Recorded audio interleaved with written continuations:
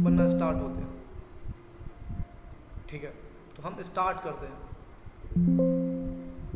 वो तरीका जिससे बेसिक क्वेश्चन से लेके तुम टॉप लेवल तक के क्वेश्चन बना सकते हो। ओके, जैसे कि थंबनेल आपको दिख रहा है, मैंने लिखाया हुआ है यहाँ पे इस तरह से कि परसेंटेज का खेल, बिल्कुल बेसिक से ब्रेन एक्सरसाइज परसेंटेज की।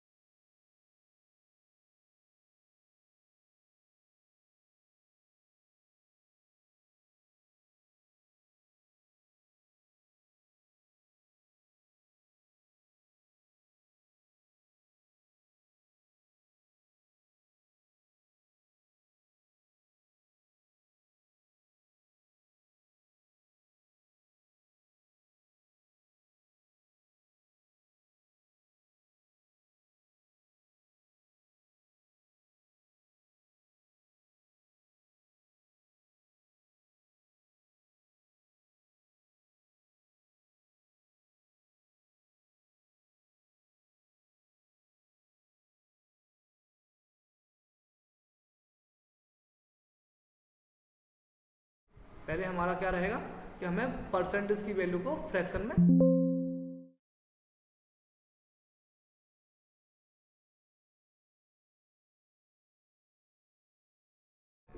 ठीक है। अगला क्वेश्चन है, जैसे देखो स्क्रीन पे जो दिख रहा है आपको, वही आपको मान के चलना है कि हमें क्या करना है। जो हमें दे रखा है 2%, तो 2/100। फिलहाल तो हम इस तरह से करेंगे, आगे जैसे जैसे स्पीड बढ़ती जाएगी तो हम डायरेक्ट वैल्यू लिखना स्टार्ट करेंगे। तो 2 एकम 2 और 2 से काटेंगे 50, 100 को 50 बार, तो 1/50। इसी तरह से 5 को आपको मालूम है 5 को 100 से भाग करना है, तो 1/20। 8 को करेंगे तो 8 अपने आप में कटता नहीं है, 8 के पहाड़े में तो कटेगा नहीं, 4 से काटेंगे, 4 दूनी 8 और 4 से 25 होगा 100, 2/25। इसी तरह से आप इसको काटोगे तो 11 से 100, ये भी नहीं कटता, 11 एकम 11 नहीं कटेगा ना, तो इसको इतना ही लिखा रहता है 11/100, ये फ्रैक्शन वैल्यू होगी। आगे 12, तो 12/100, जिसको 4 से काटेंगे तो 3/25। ठीक है, 15 को काटेंगे तो 15/100, 5 से काटेंगे 5 दिया 15 और 20/100। 16 को काटेंगे तो 16/100, तो 4 से कटेगा, 4 चौके 16 और 4 और 20 25 चौके 100। ठीक है, मैं अच्छे से लिख दे रहा हूँ।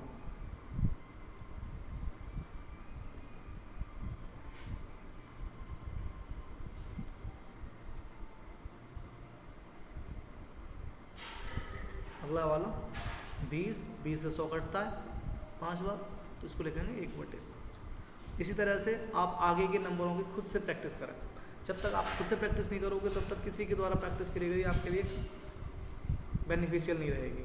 जैसे कि यहाँ पे क्वेश्चन दिख रहे हैं, तो मैं जानबूझ के मैंने ऐसे नंबर लिए हैं जिनको आपको लगेगा कि ये तो आपने एक जैसे ले लिए, जैसे 1/2 हो गया। मुझे पता है 1/2 ये फ्रैक्शन वैल्यू है, इसको परसेंट में चेंज करना है तो 100 से मल्टीप्लाई करना होगा।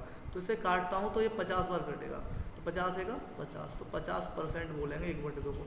सेम नंबर जो दूसरा दिख रहा है ये भी 2/4, इसको आपस में काट के देखोगे तो 1/2 हो रहा है। तो अब हम समझ चुके हैं कि 1/2 कभी भी लिख के आए जिसकी वैल्यू फ्रैक्शन वैल्यू, इसकी परसेंटेज वैल्यू 50% होती है। 3/4 तो 3/4 है, जिसको एक बार समझ लेते हैं क्या हुआ। यहाँ पे 100 आएगा, क्योंकि 100 से ही मल्टीप्लाई कराना है आपको।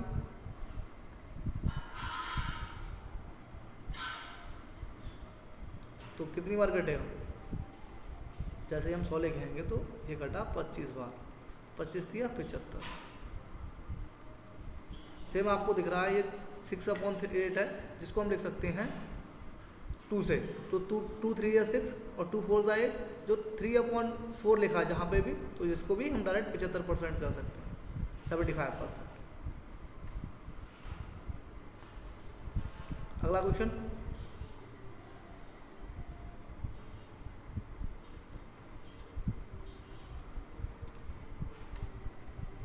8/25 है, 8/25 ये हमारी परसेंटेज वैल्यू, इसको फ्रैक्शन में चेंज करना, सॉरी फ्रैक्शन वैल्यू को परसेंटेज में चेंज करना है, तो आप क्या करोगे, 4 से कट रहा है, 4 से ऊपर कट रहा है, मल्टीप्लाई करना है 100 से, क्या करना है, मल्टीप्लाई 100 से करना है।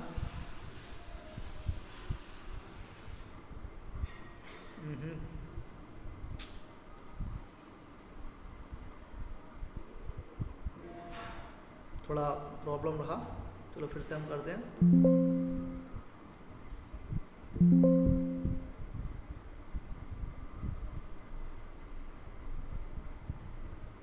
हम यहाँ तक कर चुके थे, हाँ यही कर रहे थे ना, ठीक है।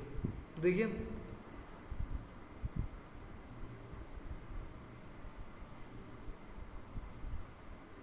आठ बटे 25 मल्टीप्लाई 100, 8/25 गुणा 100, तो 25 चौके 100, तो कितना आया 32%।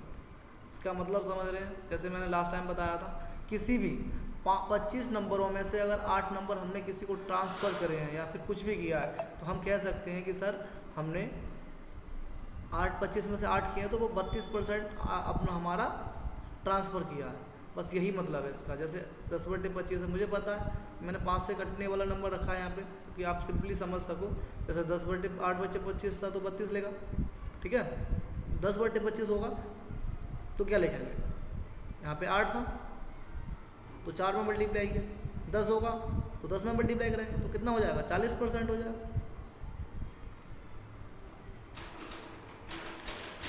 इसी तरह से ये लिखा हुआ है ना, तो ये अपने आप में वही 3/4% है, 5 से काटोगे तो समझ में आ रहा है ना, तो इसका मतलब 75% हो गया। सेम ये नीचे 50 है, अगर नीचे 100 होता है तो हम परसेंट निकालना आसानी से कर लेते, तो ये हमारा 100 होगा, तो ये कितना हो गया 6%। इस तरह से आप किसी भी डिनोमीटर को 100 बना के बहुत इजीली इन क्वेश्चनों को समझ सकते हैं। अगर 100 बन रहा है तो ठीक है, नहीं बन रहा तो हम मल्टीप्लाई करेंगे। इस तरह से क्वेश्चन समझने के बाद हम इस तरह के क्वेश्चन जो कि आपको एग्जाम में देखने के लिए मिलते हैं बेसिकली, जैसे कि 20% of A equal to B, then b% of b is the same of S. किसका मतलब, यदि a का 20% b है, ठीक है, तो b का 20 का b% क्या है, जैसे कि इसको समझते हैं। इसमें लिखा है a का 20%, तो a का 20% को कह सकते हैं क्या, 20% की fraction value 1/5 equal to b। यहाँ से अगर a और b का रेशियो निकाला जाए तो जो नीचे था वो इधर मल्टीप्लाई में चला जाएगा, तो हम कह सकते हैं कि 5 इक्वल टू, अगर 5 है तो b इक्वल टू 1 है। अब यहाँ पे लोग बोला है अगर b की जगह पे हम 1 रखेंगे तो 20 ऑफ b परसेंट अपॉन 100, तो क्या हो जाएगा 1/5 हो जाएगा, 1/5 हो जाएगा, 1/5। ओके, तो 1/5 5 का कितना है, 1/5 5 का कितना होगा, अच्छा 1/5 5 का कितना होगा, तो हम निकाल सकते हैं 4% होगा, नहीं 4% निकालेंगे तो 0.2 होगा, तो देखते हैं 0.2 ही होगा क्या। अगर परसेंट में इसको चेंज करते हैं तो 0.2 आएगा निकल के, और 5 का अगर हम 20% निकालते हैं तो हमारा तो 0.2% आएगा, तो यही आंसर हमारा सही है। दूसरा कोई निकालेंगे तो 5 का 10% 0.5 आएगा, इसका 0.3 आएगा, और ए का ये 8% निकालेंगे तो वो भी अलग आएगा। ठीक है, आपको दिख तो पा रहा है ना, ये मैं इरेज कर दे रहा हूँ। 4% निकालेंगे, 5 से मल्टीप्लाई करने पर हमें मालूम पड़ जाएगा क्या निकल के आएगा। ठीक है, नेक्स्ट क्वेश्चन हमारा क्या लिखा है, लिखा हुआ है कि a student has obtain 30% of total marks to pass, he got 125 marks and he failed 40 marks, the maximum marks of are कितने थे इसका मतलब ये है कि एक छात्र को उत्तीर्ण होने के लिए कुल अंकों का 33% प्राप्त करना होगा। उसे 125 अंक मिले और वह 40 अंकों से फेल हो गया, तो अधिकतम अंक क्या है? यहाँ से हम ये कह सकते हैं सर, अगर बच्चे को 125 के बाद वो अगर 40 और मिल जाते, 125 अंक के बाद उसे 40 और मिल जाते, तो वो कुल मिला के उसका 33% बन जाता और वो पास हो जाता। और यहाँ पे हो कितना रहा है नंबरों का? 165। 40 और 125, 165, तो 33% हो जाता उसका। तो 100% बताओ, तो हमें मालूम है 33% की वैल्यू अगर 165 है तो 100% की वैल्यू निकालनी होगी। मैं अगर देखूँ इसे तो ये कितने से कट रहा है? 11, 33 से सीधा सीधा 5 बार जा रहा है, मुझे दिख रहा है। 33 एकम 33, 33 पंजे 165, तो 1% की वैल्यू 5, तो 100% अपने आप में पूरा नंबर लाने के लिए 100%, तो बच्चे के नंबर कितने होने चाहिए थे? टोटल परसेंट लाना है तो ये पूरा कितना होना चाहिए था? 100, मतलब सॉरी 500। आई होप ये समझ में तो आ रहा होगा आपको, और मुझे लगता है स्क्रीन पे भी पूरा आ रहा होगा। तो बस इस तरह से क्वेश्चन करने के लिए हमारे साथ जुड़े रहिए और हम इससे अच्छे क्वेश्चनों को लाते रहेंगे। धन्यवाद।